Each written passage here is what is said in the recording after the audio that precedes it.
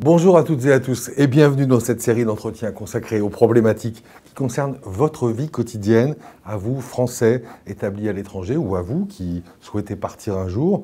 Des entretiens de 15 minutes, des rencontres avec vos élus, députés et sénateurs et puis des experts des domaines que nous allons aborder. On va parler aujourd'hui de l'enseignement français à l'étranger. Pour en parler, Samantha Cazebonne, bonjour. Bonjour. Vous êtes députée LREM de la 5e circonscription des Français établis hors de France. La 5e circonscription, c'est la péninsule ibérique et Monaco. Et Olivier Brochet, directeur de l'AEFE, l'Agence pour l'enseignement français à l'étranger. Ma question sera toute simple, Samantha Cazebonne. Comment se porte l'enseignement français à l'étranger ? Écoutez, moi je vous dirais plutôt bien. Mieux en tout cas que ce que l'on pouvait attendre en cette période de crise, et plutôt bien parce qu'il continue à se développer, que nous gardons là encore toutes les qualités de notre modèle éducatif malgré le Covid. Et pourquoi je vous dis cela, c'est vraiment par des retours et grâce à des retours à la fois de parents d'élèves aussi, et en tant que maman moi-même. Je dirais qu'effectivement, l'enseignement français à l'étranger se porte bien. Même question à vous, évidemment, Olivier Brochet. Après un an de crise, durant cette année de crise, comment les établissements que vous dirigez ont traversé cette expérience très particulière? Et puis la question subsidiaire, c'est quel est le soutien que vous recevez de l'État? Alors évidemment, cette année de crise épidémique a été une épreuve pour tout le réseau, pour les 540 établissements du réseau d'enseignement français, quel que soit leur statut d'ailleurs. Une épreuve, mais une épreuve qu'ils ont réussi à surmonter, comme le soulignait Madame la députée.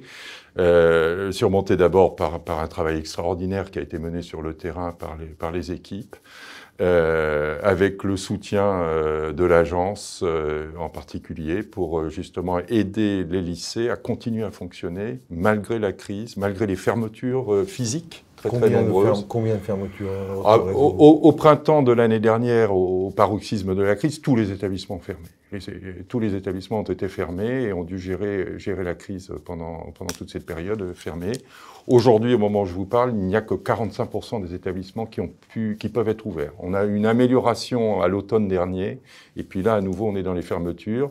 Mais tous les établissements réussissent à continuer à offrir le service qui est attendu des familles, avec une qualité pédagogique qui est allée croissante, et qui aujourd'hui, d'ailleurs, nous donne des atouts même pour l'avenir, pour faire face. Je pense que, y compris dans la concurrence internationale sur l'enseignement, le réseau de l'enseignement français à l'étranger va sortir avec une image renforcée par la qualité du service apporté. Après ça, évidemment, c'est très très difficile. Je vous demandais quel était le soutien que vous avez reçu et que vous continuez à recevoir de l'État. Alors le soutien l'an dernier a pris la forme d'une aide budgétaire supplémentaire considérable, puisque nous avons eu 100 millions d'euros de crédits budgétaires supplémentaires et l'accès à des avances de trésorerie qui nous ont permis de soutenir tout le réseau, de soutenir les familles en difficulté, que ce soit les familles françaises ou les familles étrangères, et de soutenir les établissements. Et le meilleur résultat, c'est que nous n'avons pas eu de fermeture d'établissements. Tout le réseau a résisté. Nous avons même eu un accroissement du nombre d'établissements homologués maintenant. Et nous avons essayé de garder le maximum de familles en tenant compte des difficultés qu'elles rencontraient. Samantha Cazebonne, l'un des phénomènes qu'on observe dans ce domaine de l'enseignement français à l'étranger, c'est l'arrivée de nouveaux acteurs qui bouleversent un petit peu la donne, les acteurs du monde privé. Comment tout cela est vécu? Pouvez-vous nous donner un petit peu une image de ce paysage? Bien sûr, mais avant, j'aimerais simplement rebondir sur le propos de Monsieur le Directeur concernant l'aide exceptionnelle de l'État. Il faut savoir que vient d'être engagée une manière désormais d'appréhender le réseau un peu différente de ce qui se faisait auparavant. Nous n'avons pas concentré nos aides exclusivement sur les familles françaises, mais sur l'ensemble des familles et l'ensemble des établissements. Et ça, c'est fondamental et important, parce que lorsqu'on est parent à l'étranger, on ne regarde pas, lorsqu'on arrive dans une école, si nous sommes dans un établissement de l'AEFE, donc de l'opérateur public, ou d'un autre opérateur. Et ça m'amènera à répondre ensuite à votre question.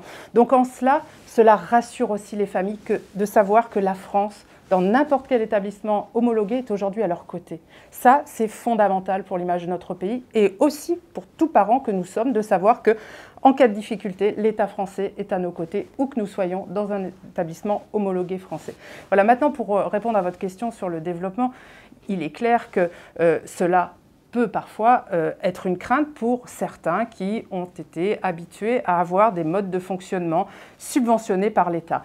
Moi, je viens effectivement, de par ma carrière et parce que mes enfants ils sont scolarisés, d'un système associatif qui est également un opérateur et qui a, je dirais en grande partie, pas en totalité, mais en grande partie, s'est autofinancé de par son histoire, et donc ce qui amène aussi à rassurer l'ensemble des parents sur la viabilité d'un établissement, même privé, avec des règles d'un établissement homologué, autrement dit qui sont reconnues par l'éducation nationale, donc ce qui permet de garantir la qualité pédagogique, mais aussi à des coûts qui sont, et on peut le constater par exemple sur un réseau que je connais bien, qui est le réseau espagnol ou le réseau marocain, eh bien à des coûts tout à fait similaires de ceux de l'opérateur public, mais qui lui a d'autres contingences qui l'amènent parfois à devoir être subventionné, entre autres la pension civile des personnels et son parc immobilier, qui est parfois lourd à entretenir.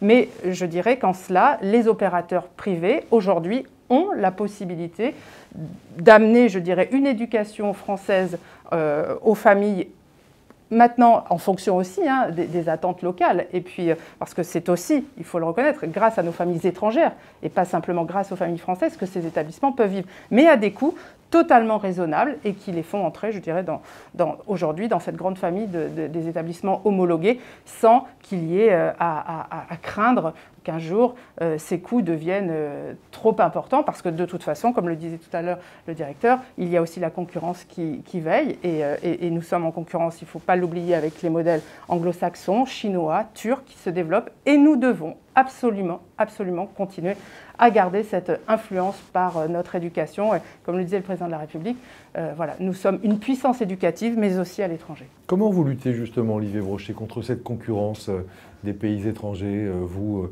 établissement français à l'étranger? L'objectif, c'est de convaincre les familles. Alors, on a déjà, je dirais traditionnellement, les familles qui connaissent l'enseignement français à l'étranger l'apprécient et restent dans cet enseignement français, parce que c'est un enseignement d'excellence, parce qu'il garantit à leurs enfants d'avoir le meilleur de l'éducation pour accéder ensuite au meilleur de l'éducation supérieure, non seulement en France, mais au plan international. Tout l'enjeu pour nous maintenant, c'est de toucher des familles qui ne nous connaissent pas. Et donc là, il y a tout un travail qui a été engagé dans le cadre du plan de développement que le président de la République nous a demandé de mettre en place.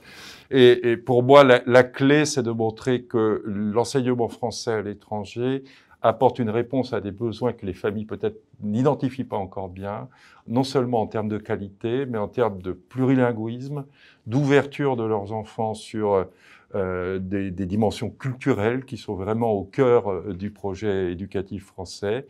Et puis un élément très important qui fait que beaucoup de familles choisissent l'enseignement français à l'étranger, c'est la formation à l'esprit critique. Je suis très frappé dans les déplacements, du moins quand on pouvait bien se déplacer, dans mes rencontres avec les parents et mes discussions avec eux, c'est la plupart du temps l'un des éléments qui sort dans les premiers niveaux, a fortiori dans des pays où justement la liberté de penser ou la liberté d'expression est peut-être un peu plus difficile. Il y a un espace dans les établissements d'enseignement français qui est particulièrement apprécié. Alors on parlait de ces nouveaux acteurs qui arrivent sur ce marché de l'enseignement français à l'étranger. On va entendre l'un de ces acteurs, ce sont les missions laïques, et on écoute Michel Bure, qui est adjoint au directeur général. La Mission laïque française est une association à but non lucratif créée en 1902, reconnue d'utilité publique en 1907. Elle est à la tête d'un réseau d'établissements dans une quarantaine de pays, 110 établissements aujourd'hui sur programme français, avec 61 000 élèves scolarisés sur le programme français. Complémentarité avec le réseau de l'AEFE, l'opérateur public, bien entendu. La MLF peut être sollicitée pour intervenir ou ouvrir, créer des écoles, là où l'État spontanément n'irait peut-être pas. C'est le cas, je pense, au territoire palestinien à Ramallah, où nous sommes directement dans une action bilatérale citée, nommée pour accompagner le développement d'un lycée français à Ramallah. Donc nous sommes acteurs engagés aux côtés de l'AEFE. Nous avons 2 conventions, la convention avec le ministère des Affaires le ministère de l'Europe et des Affaires étrangères, le ministère de l'Éducation nationale. Nous sommes partenaires de l'AEFE et je pense que notre action s'inscrit en complémentarité de l'opérateur public.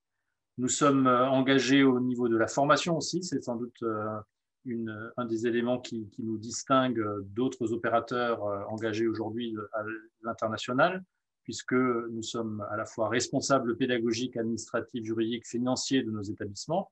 Et sur la dimension de la responsabilité pédagogique, nous tenons à ce que le levier de développement professionnel soit pleinement le nôtre pour peut-être renforcer aussi l'identité, la culture d'établissement propre à un réseau associatif où un management plus horizontal fait aussi quelque part la distinction de ce que peut être la mission laïque française, dont la devise est 2 cultures, 3 langues, c'est-à-dire une attention forte à un enseignement plurilingue, à un enseignement, bien entendu, où la laïcité est prégnante, mais un enseignement plurilingue qui passe par la langue française, langue de scolarisation, mais par un apprentissage renforcé de la langue nationale. On considère qu'il ne peut pas y avoir d'apprentissage réussi s'il n'y a pas d'abord une maîtrise de la langue nationale et pas simplement de la langue, mais bien d'apprentissage en langue.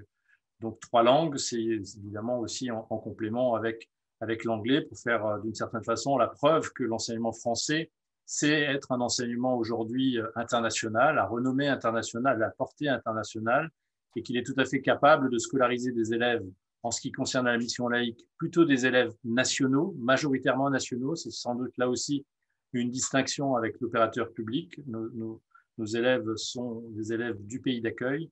Et donc, cette capacité que l'enseignement français a de faire apprendre les élèves dans leur langue, en langue française et en langue anglaise, c'est d'une certaine façon le projet éducatif de la mission laïque française. Un dernier champ d'activité, c'est celui du réseau des écoles d'entreprise. Ça fait plus de 50 ans que nous sommes au service des grandes entreprises françaises majoritairement pour accompagner les enfants de leur personnel un peu partout dans le monde, accompagner des chantiers de façon souvent éphémère, parce que c'est souvent aussi la durée d'un chantier. Samantha Cazebonne, plusieurs acteurs sur ce champ de l'enseignement français à l'étranger, plusieurs ministères aussi, 2 ministères. Est-ce que c'est une force ou une faiblesse ? Alors, j'ai envie de dire parfois un peu les deux. Une force parce qu'avoir 2 ministères qui vous accompagnent, en cela, ça permet évidemment de mieux, je dirais, garantir une assistance, une aide, entre autres par le ministère de l'Éducation nationale, qui met ses professeurs titulaires à disposition du réseau, qui homologue, donc qui met des moyens, qui accompagne prochainement, je crois aussi, dans l'auto-évaluation des établissements. Et je tenais aussi à reprendre ce point-là, parce que je crois qu'effectivement, nous devons être fiers de la façon dont ce réseau, aujourd'hui, s'est emparé de cette gestion de crise. Mais c'est quand même important aussi de rappeler que ce que cherchent les parents avant tout, c'est que notre modèle reste toujours performant et de qualité. Et c'est en cela où je crois qu'il n'y a pas trop de 2 ministères pour mener à bien ce chantier de la qualité pour le garantir sur du long terme. Olivier Brochet, vous l'avez évoqué, cet objectif du président de la République, doubler les effectifs d'ici 2030. Vous êtes sur le bon chemin ? On espère en tout cas, évidemment la crise nous oblige un peu sans doute à revoir le rythme. Mais ce qu'il compte, c'est que cet objectif nous a amené à repenser énormément de choses pour nous mettre en état d'accompagner le réseau dans ce développement. Et l'exemple type, c'est qu'il n'y aura pas de développement de ce réseau si on n'a pas une ressource humaine complémentaire de grande qualité. Et donc, le grand effort que nous avons lancé dès l'année dernière, et la crise nous a à peine ralenti, je dirais, c'est le renforcement de la formation des enseignants. Enseignants titulaires, bien entendu, dans le cadre de leur formation continue, mais aussi de tous les enseignants recrutés localement, qu'ils soient français ou pas français, pour vraiment les mettre au meilleur niveau de l'excellence pédagogique. Donc pour nous y travaillons. Le rythme est ralenti, mais n'est pas cassé. Samantha Cazebonne, un dernier mot. Pourquoi est-ce qu'il est important cet objectif de doublement d'ici 2030 ? Je crois parce que tout à l'heure, je vous donnais les modèles aussi qui sont aussi en train de prospérer dans le monde. Nous avons les modèles anglo-saxons, nous avons le modèle chinois, nous avons le modèle turc aussi. Donc il n'y a pas de raison que la France, avec la démographie qui augmente, n'ait pas sa place, sa bonne place. Et parce que nous sommes un vrai réseau aussi qui répond à beaucoup aussi de nos expatriés à l'étranger. Nous devons le maintenir. En plus de ce réseau d'influence, il faut le dire aussi, c'est du vrai soft power. Et il n'y a rien de tel que, je dirais, de renvoyer l'image de la France à travers son éducation la plus positive possible. Et c'est pour ça que nous travaillons à ce développement et que nous cherchons évidemment à, là encore, le faire prospérer le mieux possible. Et je le redis, dans la qualité de l'éducation nationale française, qui est très bien reconnue à l'étranger. Merci à tous les deux, Samantha Casbonne, Olivier Brochet. Merci à tous. Merci.